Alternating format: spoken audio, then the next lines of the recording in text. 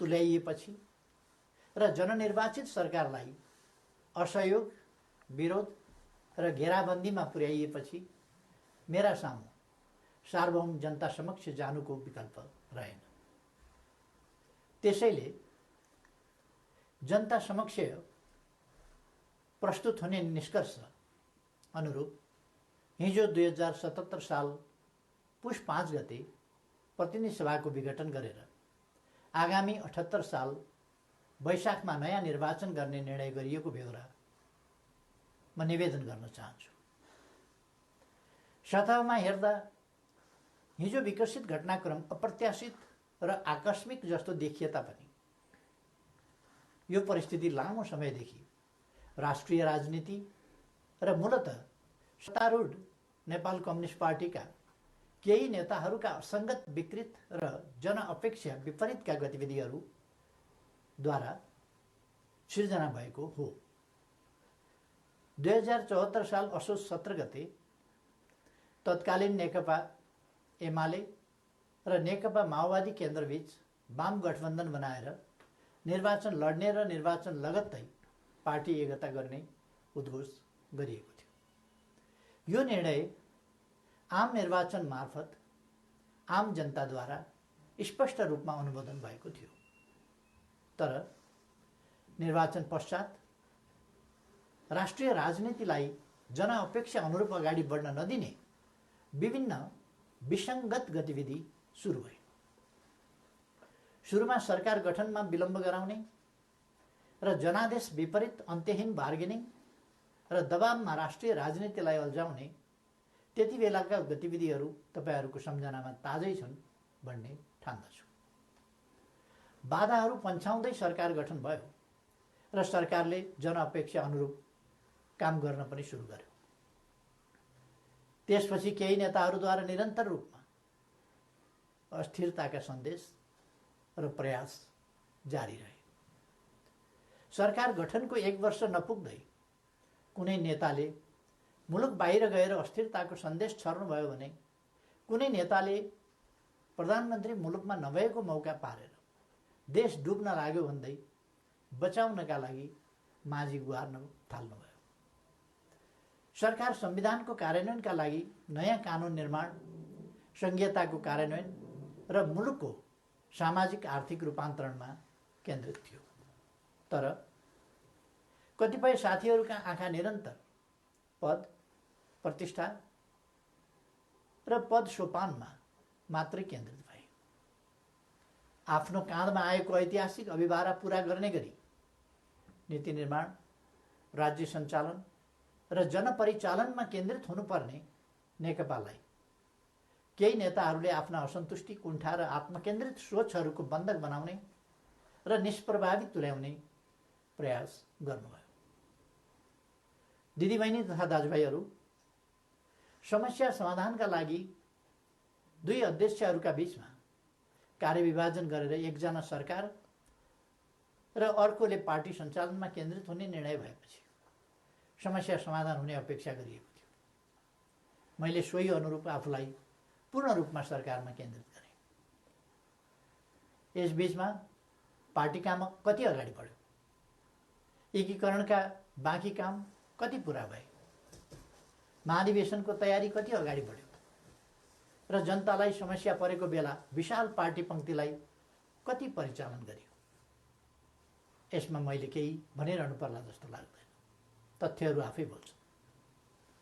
तर सरकारलाई भने राम्रोसँग चल्न दिइएन। पार्टी घोषणापत्रको मर्म र समृद्ध नेपाल सुखी नेपालीको अभियानलाई हाँक्न सक्ने गरी योग्यता क्षमताका आधारमा मन्त्री परिषद पुनर्गठन गर्न खोज्यो भने आफ्नो र पराईका कित्ता काट गरेर टुङ्गोमा पुग्न दिइएन। महत्त्वपूर्ण संवैधानिक अङ्गहरूमा रिक्तता सिर्जना हुन थाल्यो, पूर्ति गर्न पाइएन। पछाडि परेका सामाजिक समुदायको हितका लागि विभिन्न संवैधानिक आयोगहरूको व्यवस्था छ, तर 2.5 वर्षसम्म पनि त्यहाँ नियुक्ति हुन पाएन। सरकारले दूरगामी महत्त्वका काम गरेको छ। प्रतिकूलताका बीचमा पनि मुलुकले महत्त्वपूर्ण उपलब्धि हासिल गरेको छ। युगान्तकारी काम सुरु भएका छन्। तर विपक्षी दलहरूलाई पनि उछिनेर केही नेताहरू सरकारको अनन्त विरोध र नकारात्मक मनोविज्ञान सिर्जना गर्न उद्धत भइरहनु भयो। सरकारले प्रस्तुत गरेका कतिपय प्रस्तावमाथि सार्वभौम संसदलाई छलफल पनि गर्न नदिइकन जबरजस्ती रोकेर राखियो। विगत केही महिना यता सरकार कस्तो कठिनाइ बीच काम गर्न बाध्य भयो र कस्तो घेराबन्दीको शिकार भयो भन्ने बारेमा यहाँहरू अनभिज्ञ हुनुहुन्न भन्ने म ठान्दछु। मैले राज्य प्रणालीमा पनि र पार्टी संरचनामा पनि नेतृत्व हस्तान्तरणको एउटा वैधानिक प्रणाली बसाल्ने प्रयास गरेँ। प्रधानमन्त्री चयन ताजा जनादेशका आधारमा बन्ने संसदले गरोस् र पार्टी नेतृत्वको चयन महाधिवेशनबाट होस् भन्ने विधि स्थापित गर्न खोजे। सङ्घीय लोकतान्त्रिक गणतन्त्रका निम्ति अगुवाई गरेको पहिलो पुस्ताले संरक्षक र उत्प्रेरकको सम्मानजनक भूमिकामा रहोस् र मुलुकको नेतृत्व सामाजिक आर्थिक रूपान्तरण र समृद्धिको मिसन पूरा गर्न सक्षम र सक्रिय नयाँ पुस्तामा हस्तान्तरण होस् भन्ने मार्गचित्र प्रस्तुत गरे। यसै मान्यताका आधारमा 5 वर्षको सरकारको नेतृत्वपछि सुयोग्य नेतृत्वलाई जिम्मेवारी हस्तान्तरण गर्ने र महाधिवेशनद्वारा पार्टीको कार्यकारी जिम्मेवारीबाट अवकाश लिने घोषणा समेत गरे। मुलुकको जटिल अवस्थामा नियमित महाधिवेशन हुन नसक्ने हो भने पनि विशेष महाधिवेशन गरेर अध्यक्ष पद हस्तान्तरण गर्न इच्छा गरे र योजना पनि प्रस्तुत गरे। तर महाधिवेशनका लागि साथीहरूले 4 महिना पनि कुर्न सक्नु भएन। उल्टै मेरो राजनीतिक चरित्र हत्या गर्ने गरी अत्यन्त लाञ्छित र अपमानित गर्दै आरोप पत्र पेश गर्नुभयो। त्यसलाई पार्टीको लोगो र कार्यालयको दुरुपयोग गर्दै राष्ट्रव्यापी रूपमा वितरण गर्नुभयो र वस्तुतः पार्टी विभाजनको अप्रत्यक्ष घोषणा गर्नुभयो। अर्कातिर भित्रभित्रै प्रधानमन्त्री विरुद्ध अविश्वास प्रस्तावको तयारीलाई अगाडि बढाउनुभयो। पार्टी अध्यक्ष एवं संसदीय दलका नेतालाई थाहै नदिई संसद अधिवेशन बोलाउन हस्ताक्षर सङ्कलन गरेर साथीहरूले संविधान विपरीत पार्टी प्रणाली र पद्धतिमाथि यसअघि नै गम्भीर आघात पुर्याउनु भयो। यसपछि नै पार्टीभित्रको अवस्था निकै गम्भीर र सङ्कटपूर्ण बन्न पुगेको। अस्ति पुस 4 गते मात्रै पनि मैले पुष्पकमल दाहाल जीको निवासमै गएर उक्त विग्रहकारी आरोप पत्र फिर्ता लिन, पार्टीमा सहज र स्वस्थ वातावरण सिर्जना गर्न र विशेष महाधिवेशन आयोजना गरेर नेतृत्व हस्तान्तरणका लागि पटक पटक आग्रह गरे।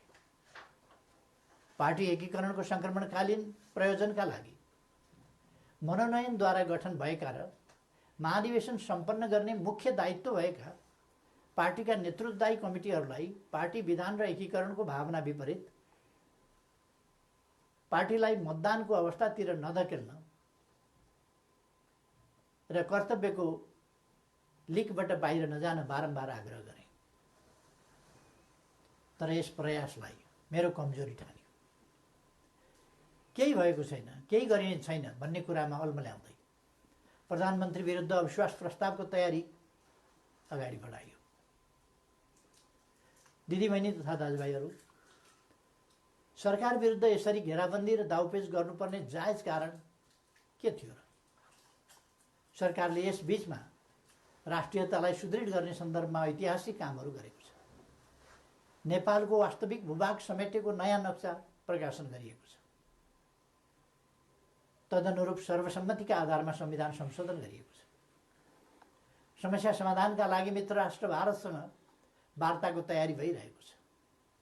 चीनसँग पारमाणु यातायात प्रोटोकलमा हस्ताक्षर भएको छ। नेपालको अन्तर्राष्ट्रिय छवि, भूमिका र आकर्षण बढेको छ। यसलाई सुदृढ गर्न सबैले सहयोग गर्नुपर्ने बेलामा सरकारलाई असहयोग र असफल पार्न भइरहेका यी गतिविधिका पछाडि गम्भीर षड्यन्त्र लुकेको स्पष्ट छैन र? यी घटनाक्रम हेर्दा म आजभन्दा 4 वर्ष अगाडिका परिदृश्यहरूलाई सम्झिरहेको छु।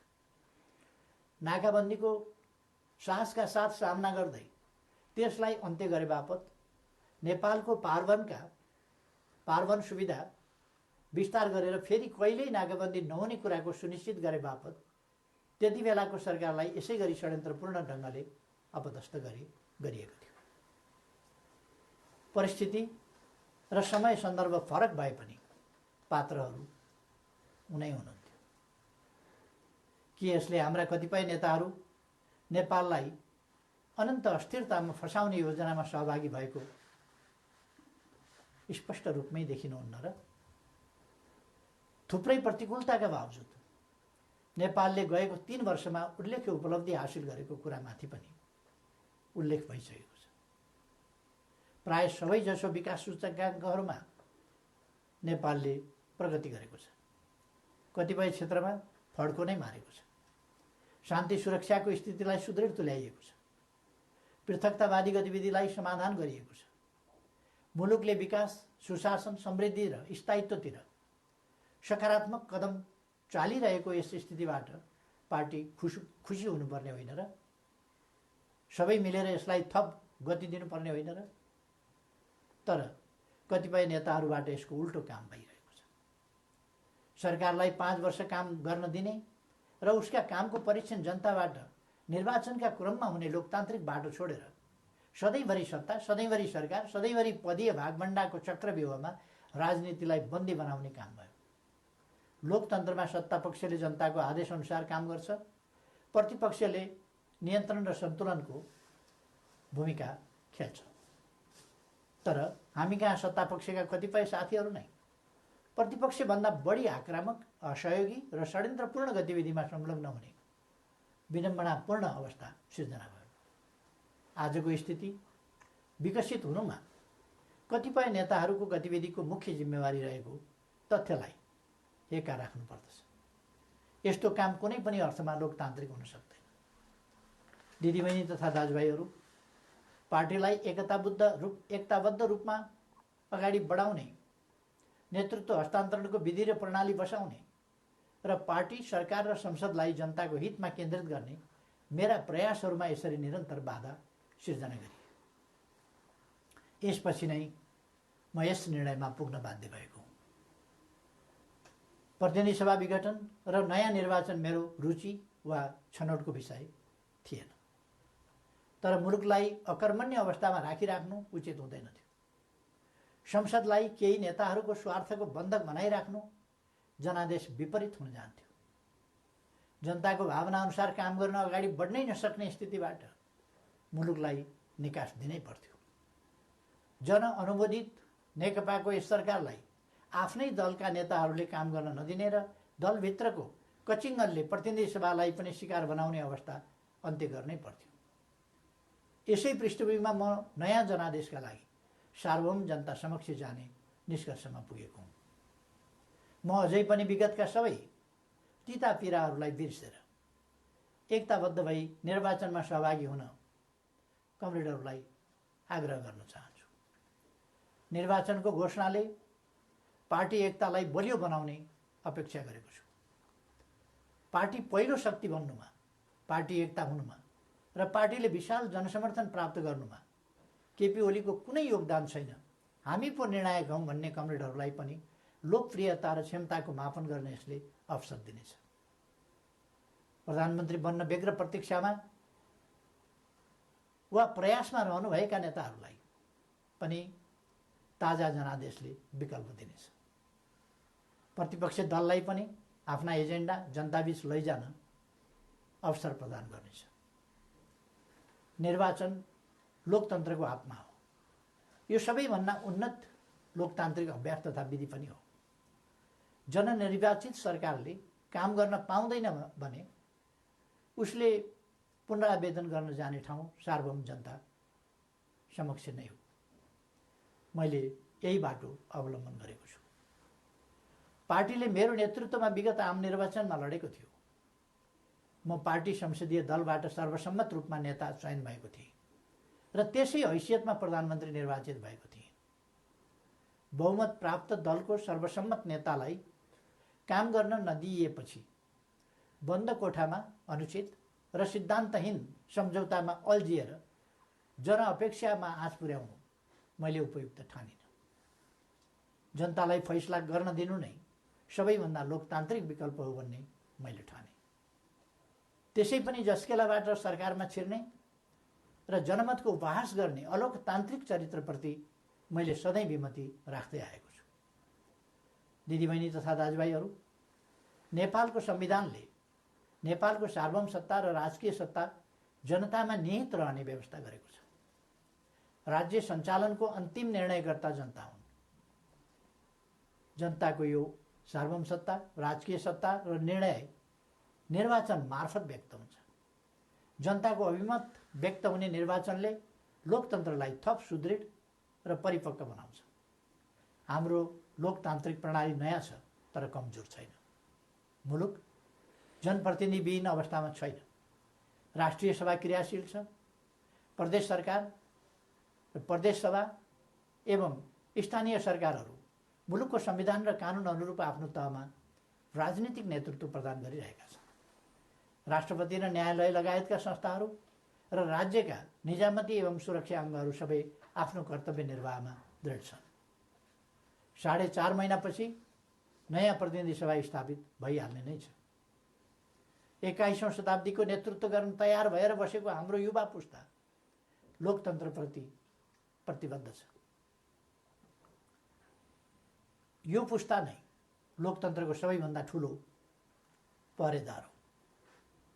यस परिस्थितिमा म सम्पूर्ण युवाहरूलाई लोकतन्त्रको रक्षाका लागि एकजुट भएर दृढतापूर्वक अगाडि बढ्न आह्वान पनि गर्न चाहन्छु। त्यसैले निर्वाचनमा जाँदा संविधान अप्ठ्यारोमा पर्छ, लोकतान्त्रिक गणतन्त्र सङ्कटमा पर्छ र मुलुक अस्थिरतातर्फ धकेलिन्छ भनेर चलाउन खोजिएका प्रचार या फिजाउन खोजिएका आशंका र भ्रमहरू निराधार छन्। राजनीतिक स्थिरताको प्रत्याभूति गर्ने निर्णायक तत्त्व जनताको अभिमत हो। तसर्थ कुनै पनि कुरामा नअल्मलिकन आम निर्वाचनको तयारीमा केन्द्रित हुन म सबैमा हार्दिक आह्वान गर्दछु। धन्यवाद।